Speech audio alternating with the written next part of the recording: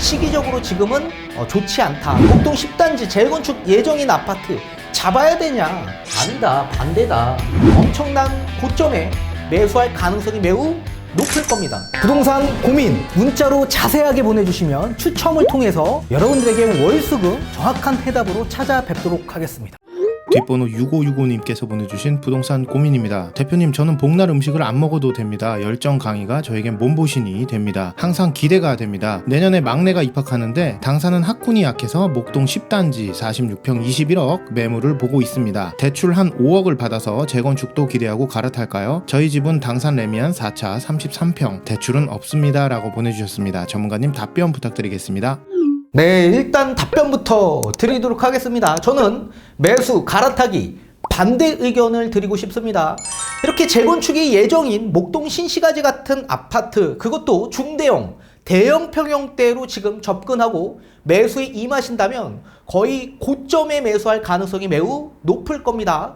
그리고 향후 대세 하락장이 찾아오는 그런 구간에서 이런 중대형, 대형 평형, 그것도 재건축이 예정되어 있는 초기 재건축 아파트들의 낙폭은 과대 낙폭이 시작될 겁니다. 그러면 엄청난 재산상의 큰 손실도 발생되고 여기에 지금 5억이라는 큰 대출, 원리금, 압박이 더욱더 커질 텐데 부채에 대한 부담과 함께 지금 가격 하락이 향후에 또 다시 나오게 된다고 한다면 견디지 못하고 보유하지 못하고 그 시기에 매도하고 손절할 가능성이 매우 높을 겁니다. 따라서 저는 지금 매수하는 거는 반대 의견을 드리고 싶고 향후에 좋은 적정 기회가 분명히 찾아올 수 있을 겁니다. 따라서 조금 더 기다려 보시고 그리고 우리 같은 아파트는 황금성이 좋기 때문에 차라리 그 시기에 매수 타이밍을 잡아보시고 그리고 지금 거주 만족을 위해서 이사를 가는 것보다는 저는 임대차 시장으로 들어가시는 게 좀 더 좋은 의견이 되지 않을까 말씀을 드리고 싶습니다. 왜 그런지 뒤에 하나하나 풀어드리도록 하겠습니다. 자, 우선적으로 목동 신시가지 지역 일대 40평대 아파트를 보신다라고 하셨습니다. 자, 그리고 이번에는 당산 삼성 레미안 4차 아파트 당산역 바로 초역세권에 위치하고 있는 아파트죠. 영등포 지역 일대에서는 가장 대장급 아파트를 보유하고 있는 상황입니다. 뭐 20년 정도의 연식이 되어 있는 상황이지만 저는 뭐 지금 매도하고 또 다른 상급지를 갈아타는 데 있어서 시기적으로 지금은 좋지 않다. 따라서 지금 그대로 그냥 보유하시는 쪽으로 의견을 드리고 싶습니다. 자, 뒤에 가서 판소를 통해 알려드리도록 하겠습니다. 자, 지금 A라는 당산에 위치하고 있는 삼성 레미안 4차 아파트 33평에 거주 중에 있다라고 하셨습니다. 이 아파트 가격이 현재 16억 정도 가격으로 매물이 나와 있는 상황입니다. 자, 그리고 B라는 아파트죠. 앞에 우리 보신 목동 신시가지 아파트입니다. 자, 목동에서도 10단지, 뒷단지죠. 자, 10단지에 위치하고 있는 46평 중대형 평형대 아파트 지금 10단지를 보고 계시는데 이 아파트의 가격은 약 21억 정도로 가격이 나와 있는 상황입니다.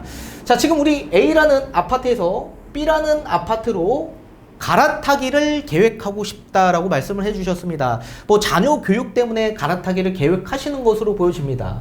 자, 그런데 우리는 여기에 플러스 추가적인 필요 자금 5억 이거를 대출을 받아서 접근을 해야 되는데 자, 넉넉하게 50년 만기에 4% 대출을 받아서 보수적으로 접근을 했다 가정한다면 한 달에 내는 원리금이 약 190만 원 정도가 발생이 됩니다. 이거를 연으로 환산하게 된다고 한다면 연 2,300만 원 정도 지출이 된다.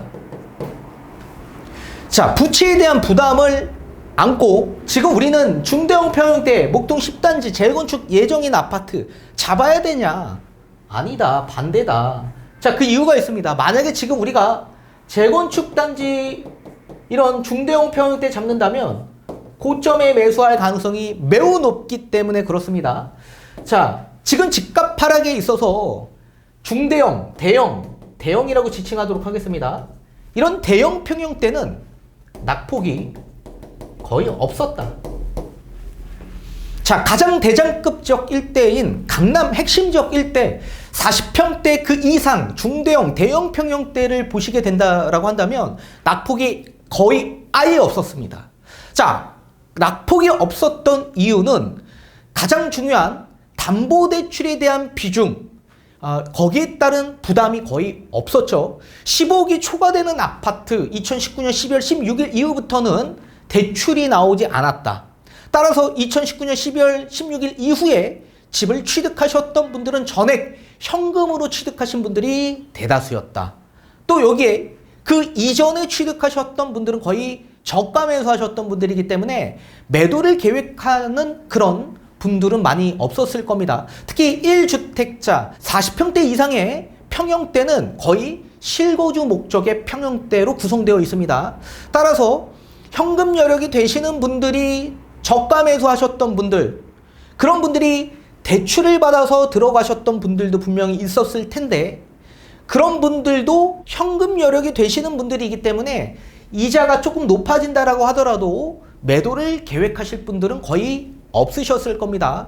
자, 한 번 거주하면 보통 10년 이상 거주합니다. 통계청 자료에 의하면 70% 이상이 10년 정도 이상 거주한다라고 합니다. 따라서 목적이 실거주에 있기 때문에 한 번 정착하면 계속 정착할 수밖에 없겠죠. 특히나 목동 같은 이런 재건축 아파트는 또 학군지기 때문에 워낙 눌러앉는 분들이 많이 계실 겁니다. 자, 따라서 이런 대형 평형대, 중대형 평형대, 강남 같은 핵심 지역 일대에서 낙폭이 거의 없었고 또 투자자 입장에서 바라봤을 때도 40평대, 50평대, 60평대 이런 대형 평형대로 접근하는 수요층들은 거의 없었다. 따라서 가장 투자 금액이 적게 들어가서 접근이 가능한 20평대와 30평대 중소형, 중형 평형대로 많이 접근을 했기 때문에 금리 인상으로 전세 가격이 하락해서 역전세가 발생이 된 평형대는 그런 평형대로 구성이 많이 되어 있던 겁니다. 그래서 강남 같은 지역 일대도 20평대와 30평대가 낙폭이 컸었던 거고 다만 40평, 50평대는 투자 수요층들이 접근이 안 됐고 또 실거주 목적인 분들도 현금으로 취득하셨던 분들이 굉장히 많았고 또는 저가 매수해서 담보대출을 받으셨던 분들도 있으셨겠지만 현금 그런 여력이 되셨던 분들이 취득하셨기 때문에 낙폭이 없었던 겁니다. 자, 이렇게 강남 같은 핵심 지역 1급지에서 낙폭이 없었기 때문에 그런 2급지, 3급지의 대형 평형대도 낙폭이 없었던 겁니다. 자, 그래서 우리는 지금 만약에 목동 10단지 중대형 평형대로 접근을 한다라고 한다면 엄청난 고점에 매수할 가능성이 매우 높을 겁니다. 자, 그리고 두 번째, 이 고점에 매수한다면 향후 집값이 다시 하락할 수 있는 대세 하락장이 찾아온다면 재산상에 큰 손실이 발생될 가능성이 매우 커질 수밖에 없을 겁니다. 자, 대세 하락장은 반드시 찾아온다라고 제가 말씀을 드렸습니다. 못 보신 분들은 예전 영상을 한번 보셨으면 좋겠고 이 대세 하락장이 찾아오는 시기의 큰 특징은 뭐냐면 대형 평형대 또는 재건축 아파트 이런 아파트의 낙폭이 엄청나게 커지게 됩니다. 자, 이 아파트의 낙폭이 큰 이유가 뭘까요? 우선 재건축 아파트 같은 경우에는 개발에 대한 이슈가 부각이 돼서 가격에 전부 다 미래의 가치가 반영되고 있죠. 자, 반대로 얘기한다면 하락장에 재건축, 재개발을 추진하는 그런 동력을 잃게 되고 그런 개발 이슈로 인해서 투자 수요층들이 하락기 때는 이런 재건축, 재개발 지역 일대로 접근하는 수요층들이 매우 적기 때문에 거래가 되지 않아 가격 하락폭이 훨씬 더 커지게 되는 겁니다. 이런 상태에서 또 대형 평형대 같은 경우에는 대세 하락장의 또한 큰 특징으로서 이제 경기 상황이 지금보다 훨씬 더 악화될 가능성이 매우 높다라고 했죠. 큰 특징은 경기 악화와 함께 입주 물량 여파와 함께 미분양이 적체되는 시기가 대세 하락장이고 강남 지역 일대의 집값 하락이 나오는 시기가 대세 하락장이라고 했습니다.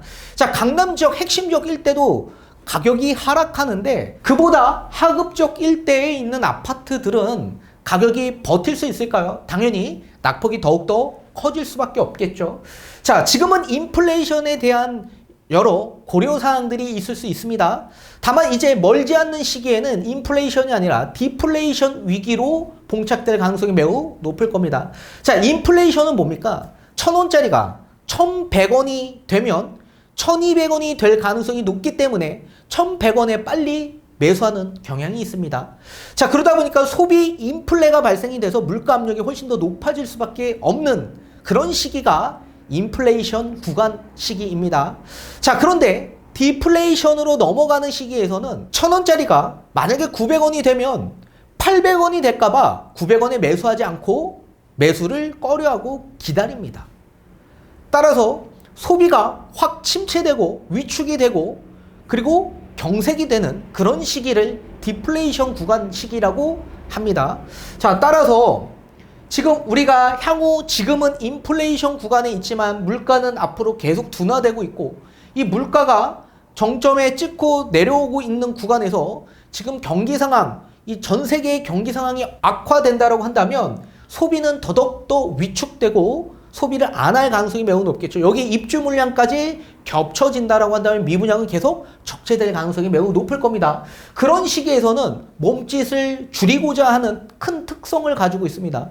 이걸 다운사이징이라고 하는데 대형 평형대 사셨던 분들, 70평 사셨던 분들, 그런 분들이 뭐 자본 소득이 증가되지 못하고 자산 소득이 계속 줄어드는 형태가 나오게 된다면 몸짓을 줄일 수밖에 없죠. 그래서 70평에서 60평으로 넘어가거나 또는 30평에서 20평으로 넘어가는 이런 다운사이징이 진행이 되는 시간이 이런 대세하락장 구간이다. 그렇기 때문에 이런 대형 그리고 재건축 같은 아파트, 특히나 초기 재건축 아파트는 워낙 낙폭이 커질 수밖에 없을 겁니다. 자, 그렇다면 우리는 지금 들어가면 고점 매수하고 또 재산상에 큰 손실이 발생이 되면서 대출 이 5억이라는 월 190만 원을 매달 내야 되는 부담을 안고 보유하게 되는 상황에 놓일 겁니다. 그러니까 아무런 의미가 없어지게 되는 거죠. 따라서 세 번째, 우리는 저점 매수해야 되고 저점 매수뿐만 아니라 거주 요건을 충족시킬 수도 있다. 자녀 때문에 지금 목동 일대로 넘어가야 되는 이런 부분이 있지만 우리가 구태여 갈아타기를 계획하지 않아도 거주 요건을 충분히 충족하실 수가 있죠. 지금 이 아파트 전세 시세가 얼마 정도 하냐면 목동 10단지 지금 46평 전세가 약 7억 8천에 나와 있습니다. 그리고 월세를 따져본다면 월세가 4억 5천에 약 150만 원 정도로 지금 매물이 나와 있습니다. 그러면 우리 아파트를 보게 되면 전세가 지금 현재 8억이에요. 그리고 지금 전월세 전환율 5%를 가정한다면 월세가 똑같이 4억 5천 보증금으로 한다면 145만 원 정도 나올 수 있다. 그러면 우리는 전세로 가던 또는 월세로 맞춰서 가던 충분히 자녀 교육 목적으로 거주 요건을 목동에 충족시킬 수 있고 또 대출 5억, 월 190만 원 연으로 따져본다면 약 2억 3천만 원입니다. 이거 만약에 5년이라고 한다면 얼마 정도 합니까? 약 1억 1,500 정도 세이브 되는 거 아닙니까? 이거 1억 1,500 정도. 따라서 우리가 1억이라는 자금을 낭비하지 말고 거주요건 충족하고 그리고 나중에 충분히 이런 대세하락장이 찾아오는 구간에 목동 10단지 46평의 낙폭이 훨씬 더 크기 때문에 그 시기에 맞춰서 우리는 갈아타면 충분히 좋은 갈아타기 매수 전략이 나올 수 있게 되는 거죠. 그래서 좀 더 기다려 보실 필요가 있고 또 이곳에 거주하신다면 얼만큼 낙폭이 나오는지도 체감상 더 크게 느끼실 수 있기 때문에 그 시기를 좀 더 기다려 보시는 게 좋다라는 의견을 드려보도록 하겠습니다.